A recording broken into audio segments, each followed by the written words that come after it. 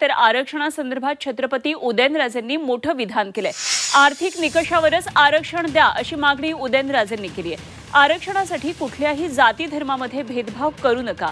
आरक्षण फक्त बॅकवर्ड क्लासलाच लागू न करता आर्थिक निकषांवर आरक्षण लागू करा असं उदयनराजेंनी म्हटलंय।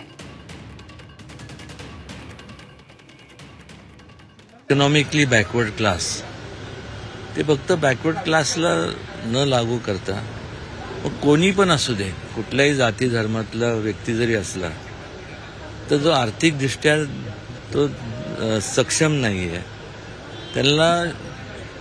त्यांना मदत करणं हे त्यावेळेसचं त्यांचा विचार आहे। आणि जो होता तो खरं तर आणायला हवा होता। आणि प्रत्येकाला वाटतं की आपल्यावरती अन्याय होऊ नये। तर या संदर्भात छत्रपती संभाजीराजे काय म्हटले तेही आपण ऐकूया।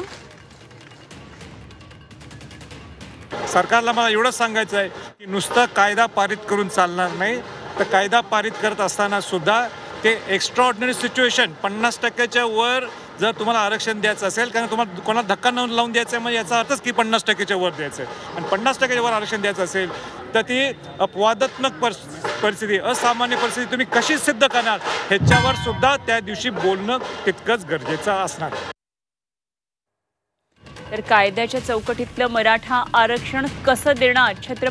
संभाजीराजे छत्रपतींनी राज्य सरकारला हा सवाल उपस्थित केला। अपवादात्मक परिस्थिती कशी सिद्ध करणार असा प्रश्न त्यांनी केला।